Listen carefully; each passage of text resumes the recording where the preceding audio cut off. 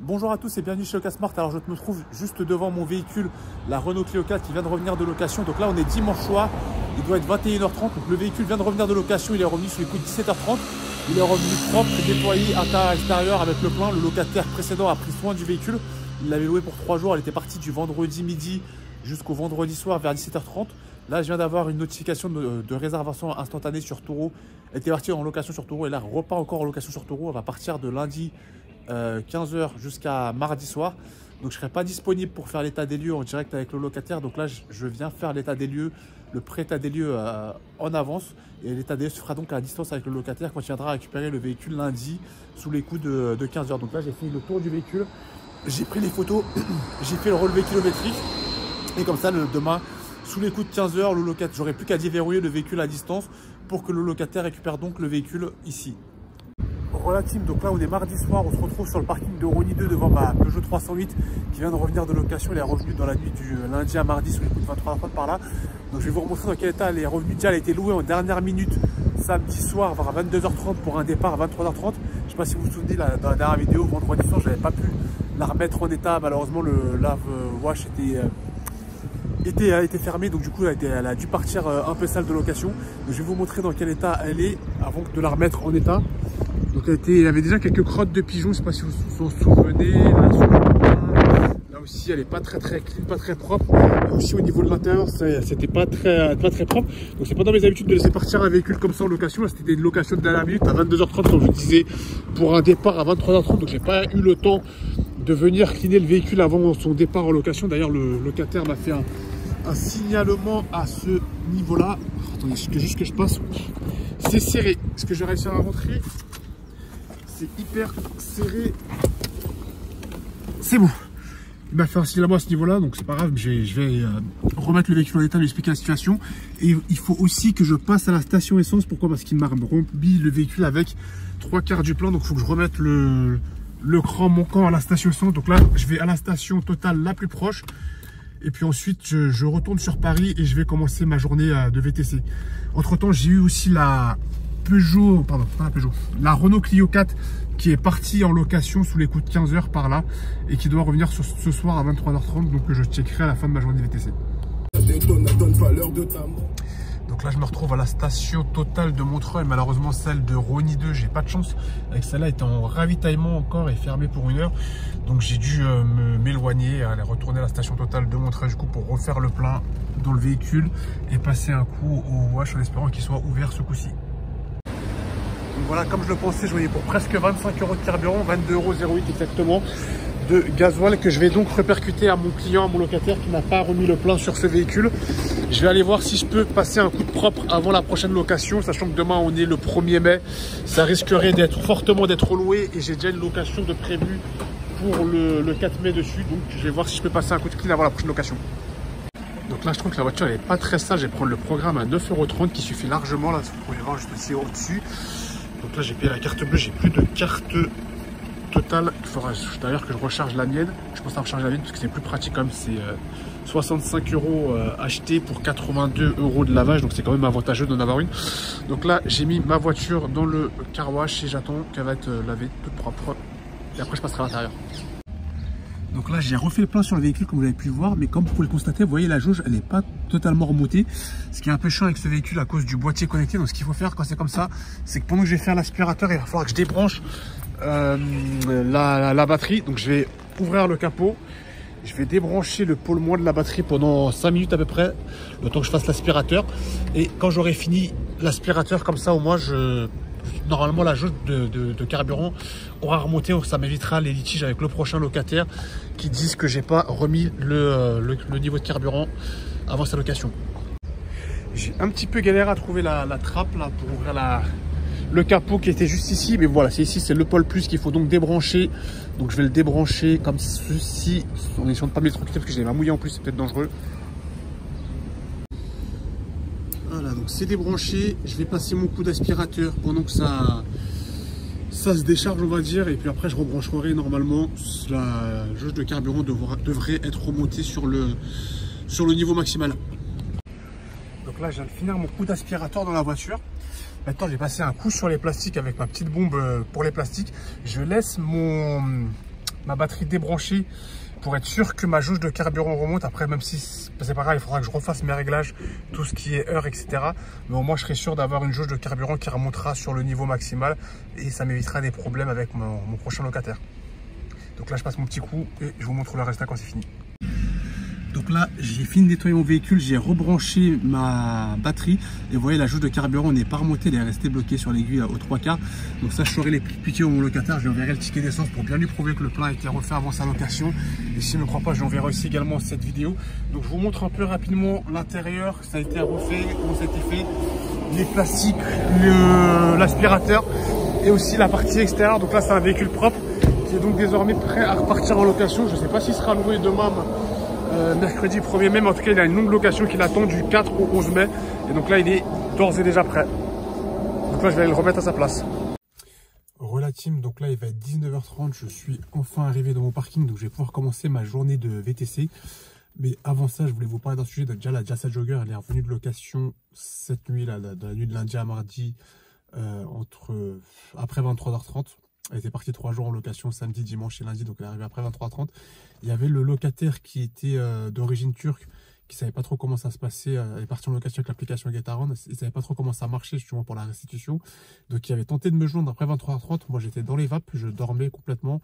Pourtant j'avais laissé les instructions comment ça se passait la restitution, mais comme il ne parlait pas français, je pense qu'il n'a pas dû comprendre, il n'a pas dû chercher non plus avec Google Traduction.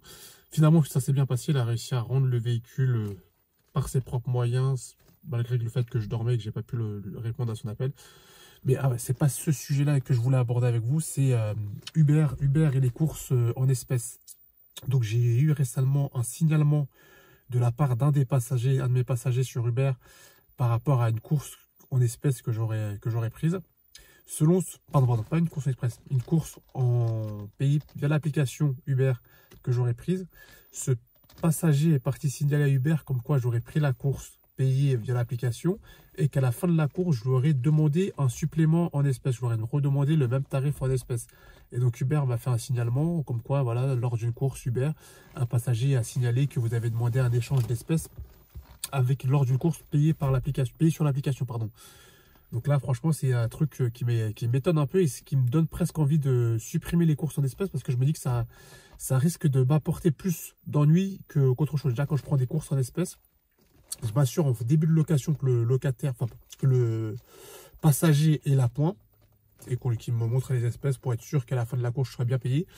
Et secondement, quand la course se finit, je lui montre sur mon téléphone, regardez, ça vous fait 10 € et quelques ou 12 €, je sais pas quoi, je lui montre le montant.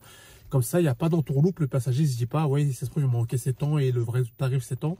Et lui-même, il a le même tarif qui va s'afficher normalement sur son application mobile. Donc, il n'y a pas de possibilité d'embrouille à la fin de la course. Mais moi, je pense que ce qui s'est passé, à mon avis, je pense que c'est un passager expérimenté un petit peu filou. Je pense que ce qu'il a voulu faire, je pense qu'il a voulu obtenir un remboursement de la part d'Uber, c'est-à-dire, je pense qu'il a payé la course avec sa carte bleue sur Uber. À la fin de la course, il dit qu'il a payé en double cette course, qu'il a repayé cette course avec du cash. Et comme ça, il demande à être recrédité sur sa carte bleue du montant qu'il a dépensé à la carte bleue alors qu'il a payé qu'une seule fois cette course. Donc ça, c'est un stratagème que je ne connaissais pas. Je ne sais pas si vous, les autres chauffeurs, s'il y a des chauffeurs présents sur la chaîne, est-ce que c'est quelque chose qui vous est déjà arrivé? Moi, je sais que j'ai déjà eu plusieurs embrouilles avec des clients Bolt par rapport aux courses en espèces, mais j'ai jamais eu ce coup-là qui a l'air bien pensé. Moi, c'est mon avis, c'est mon opinion. J'ai pas échangé avec d'autres chauffeurs, mais c'est ce que je pense qu'il a dû essayer de me faire. Donc, je ne sais pas si c'est déjà arrivé à d'autres chauffeurs. Si ça vous est déjà arrivé, n'hésitez pas à partager votre expérience, notamment dans les commentaires. Mais en tout cas, moi, je saurais être vigilant vis-à-vis des passagers et des signalements. J'ai demandé en plus à Uber de quelle course il s'agissait. Il nous dit par souci de confidentialité, on ne peut pas vous dire qui c'est. Donc, j'ai aucune idée de qui est-ce que ça peut être. Mais bon, il faut vraiment se méfier de tout et de tout le monde. Chaque passager, même si chacun peut paraître honnête, chacun est capable de vous la mettre. J'ai eu une passagère une fois qui était éméchée. Je me souviens, je l'avais déposée dans le 19e arrondissement vers Porte de la Villette. C'était une course, elle payait en espèces. Et la passagère a failli partir sans payer. Je lui ai dit, attention, attendez madame, il y a tant d'euros à payer. Elle m'a sorti, ah bon, je savais pas, je pensais que j'avais mis payer avec la carte bleue. Je lui ai dit, non, regardez, c'est bien paiement en espèces, ça m'a réglé en espèces. Je pense pas que le signalement vient de cette personne-là, parce que si c'est le cas, elle avait mis paiement en espèces et elle a payé en espèces. C'est une personne qui a mis paiement par carte et qui se plaint d'avoir donné des espèces après coup. ce qui me m'étonne fortement. Mais donc maintenant, je saurais être vigilant avec les prochains passagers pour éviter de me faire avoir par ceci. Parce que justement, un signalement comme cela, ça peut avoir des conséquences nuisibles et justement avoir bloquer mon compte par exemple. Et je pourrais ne plus travailler pendant quelques jours, quelques semaines ou même être banni de l'application si jamais un autre passager se permettait de faire un signalement pareil sur mon compte. Donc là, il va être 19h30. Je vais commencer ma soirée de VTC. On est mardi soir. D'habitude, le mardi soir, c'est pas une très bonne soirée. Mais là, on est la veille d'un jour férié. Demain, mercredi, c'est férié. Mercredi 1er mai, c'est férié chez nous en France, pour ceux qui nous regardent à l'étranger. Donc peut-être que ça sera une meilleure soirée que les mardis habituels. Là, j'ai commencé un peu tard. Je me fixe toujours comme objectif 100 € de chiffre d'affaires. Je ne me fixe pas d'heure pour finir, sachant que demain, je ne travaille pas. Et donc, du coup, je n'ai pas à me lever tôt. Enfin, je ne travaille pas en tant que mon autre métier, mais je travaille en tant que VTC. Donc, je ne me fixe pas d'heure limite. Je fais mes 100 €, je rentre chez moi. Demain matin, je dors. Demain matin, je me réveille à l'heure que je me réveille et je repars pour une nouvelle journée de VTC. Donc là, je vais prendre mes premières courses. On se dit à tout à l'heure, l'équipe. Donc là, je viens de commencer. J'ai une première course qui m'est proposée un paiement en espèces en plus pour aller à Saint-Denis. Donc ça, je vais refuser. Je vais essayer de ne pas sortir de Paris pour l'instant, sauf si la soirée est très mauvaise. À ce moment-là, je prendrai les courses aux villes limitrophes de Paris. Donc là, ça fait un petit moment que j'attends. Une course à 18 € qui va m'amener dans le 16e sur Uber Trip. Je vais accepter, je vais voir si je suis pris. Peut-être qu'en changeant de zone, ça va donner quelque chose. Ouais, c'est parti. À tout de suite. Donc là, il est 20h30. Je viens de terminer ma première course sur Uber. Donc c'est une course qui a été payée 18,70 € là, comme vous pouvez le voir, qui m'a duré 36 minutes. Donc, je trouve ça pas mal au niveau du taux horaire. Pendant que j'étais en cours, j'ai une course qui a sonné sur Bolt pour 47 €. Course qui m'a amené à Évry. Ça faisait 47 €, 47 km. Et moi, je crois que c'était une bonne course. C'était une course que j'aurais pris si j'étais pas déjà en course. Pourquoi? Parce que j'aurais fait 47 €. Je sais que j'aurais mis moins d'une heure à effectuer la course. Donc 47 € moins d'une heure, c'est super. Et en plus de ça, Évry, c'est pas très loin d'Orly. Donc j'aurais fait Évry, puis je me serais rapproché d'Orly. J'aurais peut-être une course pour une vingtaine d'euros, voire 30 si j'avais eu de la chance. Et du coup, j'aurais été prêt après 70 € et quelques dès ma première heure, un peu plus d'une heure. Et donc, j'aurais été proche de mon objectif et j'aurais fini tôt. Donc là, j'ai fait presque 20 €. Il va falloir que j'aille chercher mes 80 € si je veux m'arrêter. Donc là, je suis toujours dans le 16e. Je viens d'accepter une course sur Bolt qui va m'amener à Boulogne-Billancourt. Donc une course pour 10 € et 6 km, je crois. Donc c'est pas une course de fou, mais ça me rapproche petit à petit de mon objectif. Donc là, il est 20h52. Je viens de terminer ma course qui m'a amené du 16e arrondissement de Paris à Boulogne-Billancourt. Et du coup, avant de finir ma course sur Bolt, ils m'ont proposé la même course, mais dans le sens inverse, donc qui va aller de Boulogne-Billancourt jusque dans le 16e, toujours pour une dizaine d'euros. Déjà, j'ai mis entre 10 et 15 minutes là à faire cette course, donc je sais que ça roule plutôt pas mal, donc c'est plutôt intéressant pour moi de faire un aller-retour là entre Paris et Boulogne pour 20 €. Et je sais que dans le 16e, il y a pas mal de demandes, donc je pense que je vais rester après dans cette zone et continuer à travailler dans l'ouest parisien. Donc là, je viens d'accepter une course qui va m'amener à Pantin et donc du coup, j'ai cherché mon passager. Finalement, le passager a annulé, donc retour au point de départ et je suis de nouveau toujours dans le 16e arrondissement. J'attends ma prochaine course. Allez, je viens d'accepter une course pour 10 km qui va m'amener dans le 12e arrondissement de Paris. On va voir si la passagère va honorer sa course et je vous tiens au courant. Donc là, il est 21h48. Je viens de déposer mes passagers là dans un petit bar branché là dans le 12e. Donc c'était une course pour 14,53 €. Ça roulait pas de fou. J'ai mis presque 30 minutes pour 14 €. Donc c'est pas la course du siècle. Entre temps, pendant que je conduisais, j'ai une location là qui vient de se finir sur Taureau. Mon passager qui a ramené, mon locataire qui a ramené ma Clio 4 pendant que j'étais en train de conduire. Donc il fallait juste que je lui verrouille le véhicule à distance pendant que je conduisais. Donc j'ai pu gérer ça en même temps. Donc là, je me retrouve ici, là, dans le 12e arrondissement, entre le 11 et le 12, on va dire. Donc, je sais pas trop vers où je vais aller. Je vois que ça bouge plutôt pas mal ici. Je vois qu'il y a quelques pubs, peut-être qu'il y a des after-work ou des trucs comme ça. Donc, je sais pas trop. Et je vais faire vite fait le point avec vous. 33 € seulement sur comment ça s'appelle, sur Uber, ça m'étonne un peu, mais bon, ok. Sur Bolt, on va voir à combien j'en suis. Tac. 33 € plus 20 €, donc j'en suis à 53 €, il est que 21h49. J'espère faire mes 100 € assez rapidement pour pouvoir rentrer tôt. Sinon, si je suis pas trop fatigué, peut-être que je pousserai encore un petit peu jusqu'à minuit, voir combien je ferai d'ici là. Là, vous voyez, très intéressant, il y a une zone de majoration qui vient juste d'apparaître, juste à côté de moi. Je ne sais pas s'il y a une pénurie de chauffeurs en ce moment. Mais d'habitude, je ne travaille pas pour les majorations et j'essaie même de m'en écarter parce que je sais que souvent, il y a la circulation, c'est pas terrible. Mais là, vous voyez, je suis vraiment à 2 rues. Donc là, je vais m'en approcher et je me dis qu'il y aura sûrement une bonne course qui va sonner dans cette zone-là. Donc là, je viens de prendre une course pour 12 €, donc qui va m'amener au Lila. A tout de suite, l'équipe. Donc là, il est 22h30, je viens de déposer une course qui m'a amené au Lila. Donc là, je suis pas très loin de chez moi. Donc ce que je vais faire, c'est que je vais me rapprocher de chez moi pour 12,53 € la course. Je vais me rapprocher de chez moi. Si ça sonne, que c'est une course intéressante, je prendrai. Sinon, j'irai me faire une petite pause et manger un petit casse-croûte chez moi. J'ai rien bouffé de la journée et j'ai vraiment très faim. Finalement, moi qui voulais rentrer, une course pour 15 € qui m'amène jusqu'à Clichy. Je vais prendre... Ah non, je ne l'ai pas eu. Bon, bah c'est pas grave, je vais prendre ça plutôt à la place, c'est encore mieux. Comme ça m'éloigne pas trop de ma zone de prédilection. Donc là, il est 22h52. Je viens de terminer ma course sur Uber pour 11,40 €. Donc je me retrouve dans le 20e arrondissement, non loin de Ménilmontant. Donc je sais pas si je fais ma petite pause pour grignoter, sachant que là je suis à 57 € plus 20 € et quelques sur Bolt. Donc il manque 20 € pour faire mon chiffre d'affaires. Et il est 22h52. Est-ce que j'essaie de tenir et finir une bonne fois pour toutes, ou est-ce que je me prends une petite pause, je grignote un morceau et je reprends, je sais pas encore. Donc là il est 23h29, j'ai fait une bonne pause chez moi pour manger. Donc là je viens de prendre une course qui va m'amener dans le 12e arrondissement que je vais aller chercher. Donc là il est 23h59, je viens de déposer mes passagères dans le 12e arrondissement, un groupe de filles qui allent en boîte de nuit j'imagine. Et donc là j'ai pris une course qui va m'amener à Montreuil, du 12e arrondissement jusqu'à Montreuil. Et je pense que ce sera ma dernière course de la soirée, après je vais m'arrêter là pour aujourd'hui. Donc là il est minuit 26, donc la course qui m'a amené à Montreuil finalement m'a amené jusqu'à Fontenay. Ils étaient 2 passagers, 2 comédiens d'ailleurs, enfin je sais pas si c'était connu, et 2 comédiens. Il y a eu un rajout, donc le premier passager je l'ai déposé à Montreuil, la deuxième donc du coup à Fontenay. Et là du coup je rentre chez moi, j'en ai pour une vingtaine de minutes. Je vais traverser le bois de Vincennes et après je serai plus très loin de chez moi. Relative, donc là il est minuit 45, je suis arrivé à ma destination, donc non loin de chez moi. Je vais me déconnecter d'Uber parce que là ça n'arrête pas de sonner depuis tout à l'heure, donc je vais faire les comptes avec vous.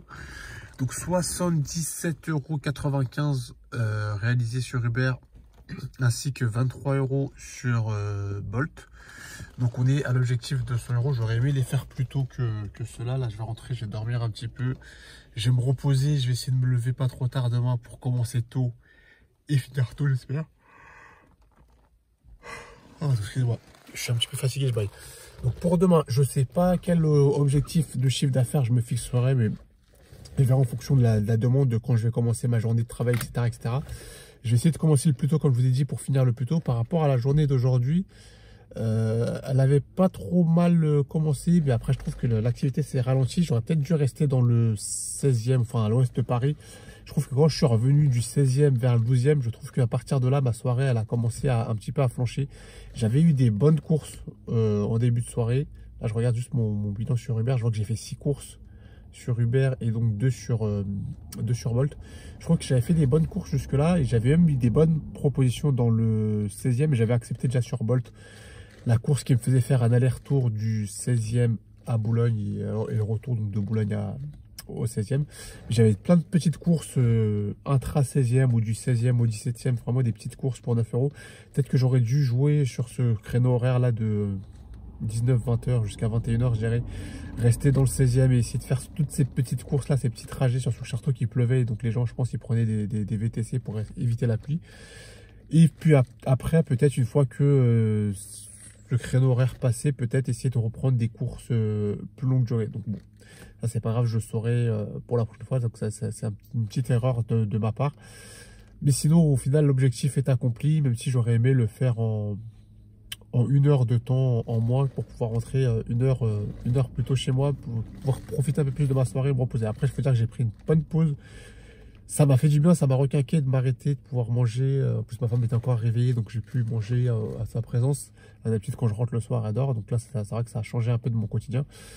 Mais bon, c'est pas grave. Là, il n'est pas trop tard non plus. Moi, je me sens encore en forme. Donc là, je vais aller me reposer et je me sens en forme pour pour aller enchaîner demain. Avant de rentrer, là, j'ai une autre mission à faire. J'ai un de mes véhicules là, qui est rentré tout à l'heure, quand je vous le disais, la Clio 4.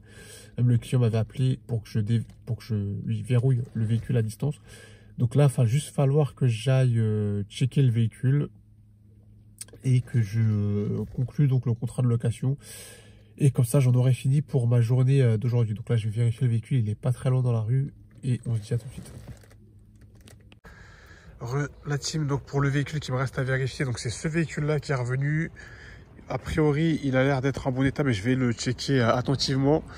Je vais faire le tour minutieusement. J'ai relevé le compteur kilométré qui est le niveau d'essence, la jauge d'essence, et comme ça je pourrais conclure ainsi le contrat de location. Donc ce sera tout pour moi pour cette vidéo. On se dit à la prochaine dans une prochaine vidéo, et n'oubliez pas avec le casse-part les mains là. Salut l'équipe, ciao ciao.